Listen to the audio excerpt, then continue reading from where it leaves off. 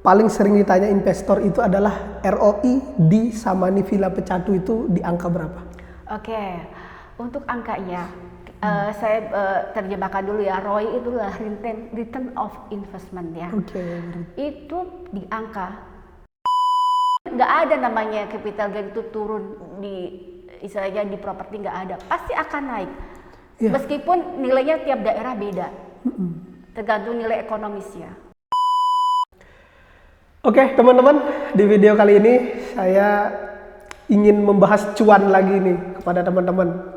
Di sini kebetulan saya bersama Ibu Rini. Selamat datang Ibu Rini.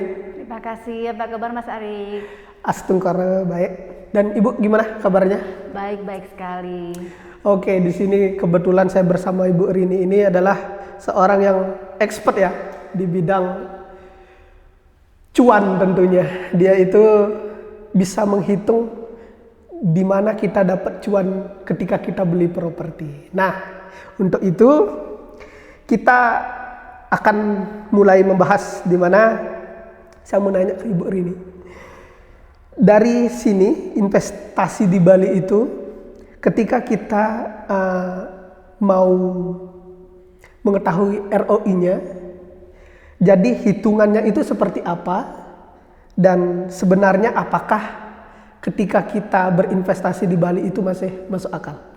Oke, makanya kita bahas di video ini tentang ROI, Return of Investment di Bali, khususnya Kuta Selatan, spesialnya Samani Villa Pecatu, sebagai bahan acuan nanti ke depannya ya buat investor untuk mengambil keputusan. Iya, oke, siap.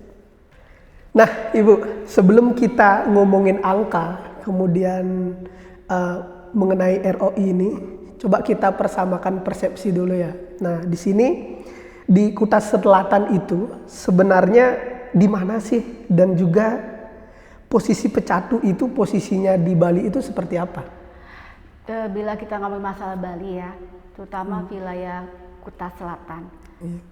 Kuta Selatan itu adalah area yang bagus sekali dengan wisatanya resort dan beach club.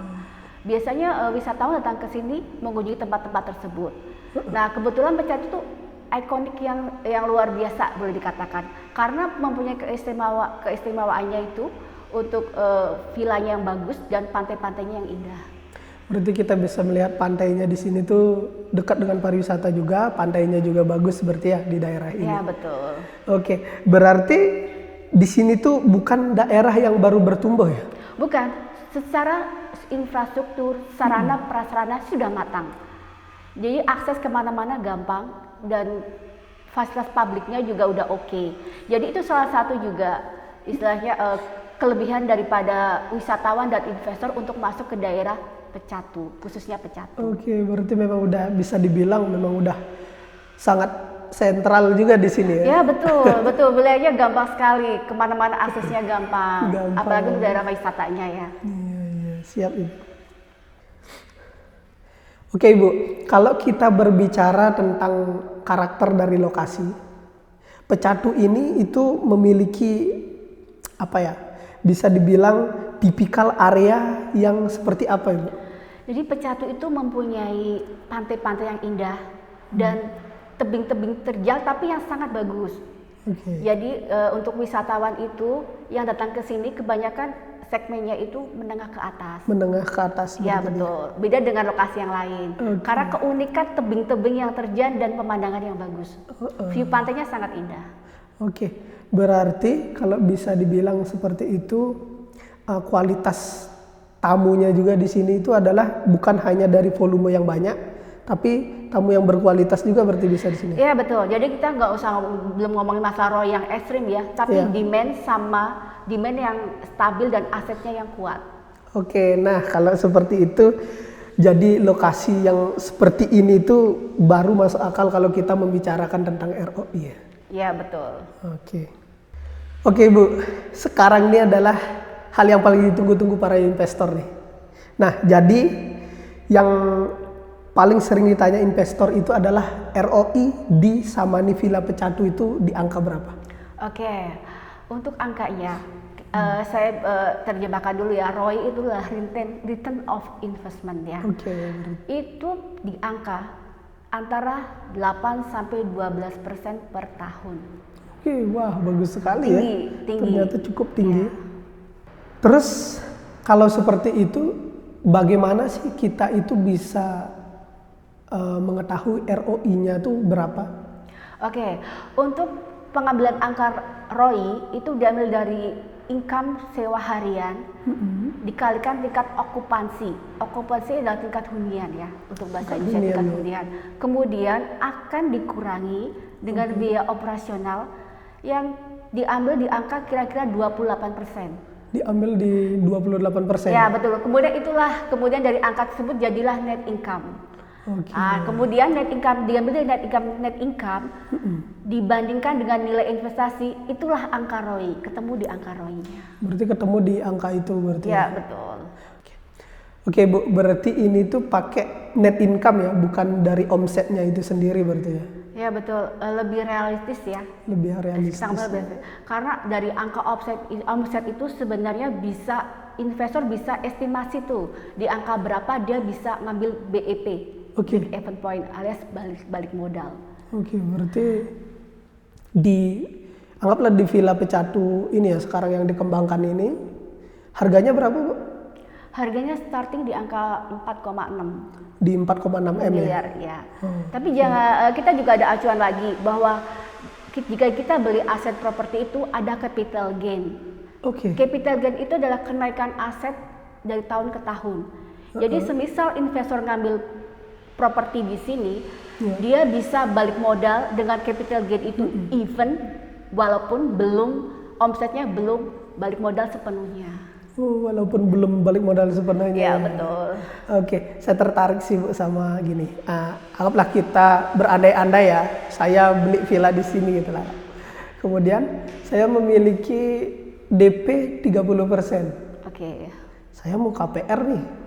Bisa. Dan saya ngajuin nih di bank salah satu di Bali ya. Kemudian saya ngajuin itu dari 4,6 M itu berarti saya kan keluarin duit 1,3 M. M kurang lebihnya. Iya, kurang lebih segitu di 1,3 M-an. Berarti kira-kira saya bisa BEP itu berapa tahun? Kurang lebihnya di angka 7 sampai 10 tahun udah BEP. Di angka 7 sampai 10 tahun udah BEP. Udah bisa BEP. Udah BEP. Oke. Berarti dalam 7 sampai 8 tahun itu berarti udah dihitung mulai dari capital gain-nya. Ya betul, capital gain plus ROI-nya. Oh, plus ROI-nya juga. Oke, berarti dalam 7 tahun itu cukup cepat juga ya? Cepat juga. Cepat bisa dibilang, kalau anggaplah saya KPR itu kan bisa sampai 15 tahunan kan? Iya bisa. Oke, 15 tahunan. Tergantung usia nasabah ya. Usia debitur itu, jadi semisal semakin muda tenornya akan semakin panjang. Gitu kalau untuk bank, perlakuan bank. Berarti dengan hitungan seperti itu tentunya kita bisa cuan. Ya betul sangat cuan ya. Boleh katakan bukan cuan, sangat cuan. Sangat cuan. Ya soalnya kalau di properti itu ibarat kata tidak ada matinya. Ya. Capital gain-nya itu juga pengaruh. ROI juga pengaruh, apalagi ini Bali. Kita ngomong Bali loh, yang penuh dengan wisatawan. Jadi khususnya untuk Bali ini permintaan sewanya itu sangat tinggi, sangat tinggi untuk kalangan ekspatriatnya. Saya tertarik juga nih sama capital gain. Yang mempengaruhi capital gain itu apa karena keterbatasan lahan atau karena pada zaman dahulu ya, pada dahulu juga orang berperang kan pasti berebut wilayah. Apalagi sekarang nih, kayak Amerika mau ekspansi Greenland gitu. Itu kan berarti yang diperebutkan kan wilayah gitu. Berarti itu ya salah satu penyebab harga properti itu menjadi terus naik ya. Pasti nilai dari nilai ekonomi ya. Dari nilai suatu ekonomi. Wilayah itu capital gain-nya cepat, itu ekonominya juga pertumbuhannya cepat. Bali itu termasuk yang ekonomi pertumbuhannya cepat. Karena Bali itu income terbesar dari pariwisata. Orang melihatnya itu. Makanya capital gain cepat karena nilai ekonominya tinggi, nilai cuannya tinggi. Nilai cuannya tinggi, oke. Apalagi Bali udah terkenal di dunia ya. Ya, boleh kita katakan kalau kita tanya, you know Bali, pas tahu. Indonesia, no, I don't know. Tapi kalau Bali, yes, I know. Pasti gitu jawabannya rata-rata. Iya, itu mungkin udah brandingan dari dulu ya. Apalagi kalau kita memiliki properti di Bali, udah, wah, kamu punya properti di mana? Di Bali, wah. Wah, pasti Itu harganya pasti fantastik. Pasti sultan gitu. nih. Iya, betul. Oke, jadi dengan obrolan ini semoga teman-teman mendapat insight-nya. Teman-teman bisa memiliki bayangan ketika ingin berinvestasi di Bali. Nah, kemudian Ibu Rini ada tambahan? Ya, untuk lebih jelasnya bisa hubungi WhatsApp di kolom deskripsi kita. Nanti kita akan jawab semuanya secara detail. Oke, teman-teman, sekian dari saya. Terima kasih.